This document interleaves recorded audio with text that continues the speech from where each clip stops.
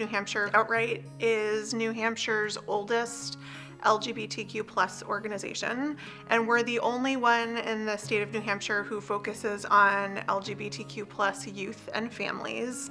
And our kids are really the heartbeat of our work.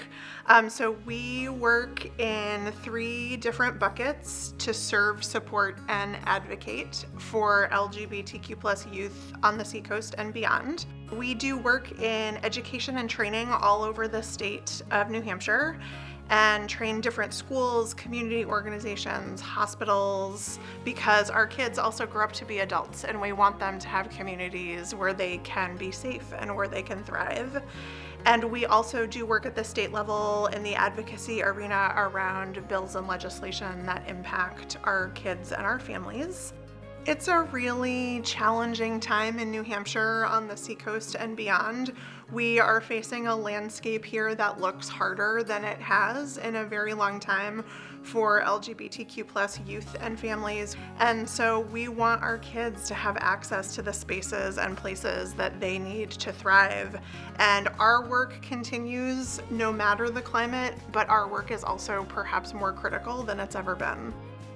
Smaller grassroots organizations really have a different landscape sometimes when we talk about funding, I think, than some of our larger peers do. We are already doing a lot, often with too few resources. And so it's part of what I appreciate about organizations like Granite United Way, make funding low barrier and able to really infuse capital into the work that's already happening. And Granite United Way has created a system where funding is accessible, easy to access. We have real people on the other side of those conversations with whom we often have relationships, and we can take those funds and put it right to work.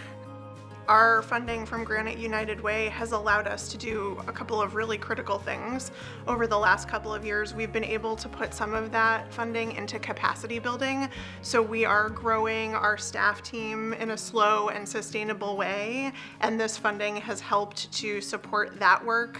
It has also allowed us to think about more targeted projects that really serve our community in key ways, like our Queer Youth Resilience Mental Health Project.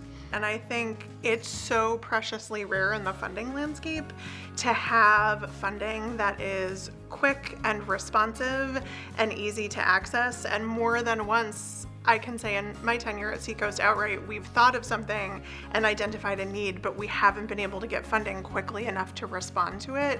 And so a responsive cycle allows us to make that pivot. And in our case, in very real ways, put it immediately to work serving kids and sometimes meeting essential needs that help them to thrive and to grow in ways they couldn't otherwise.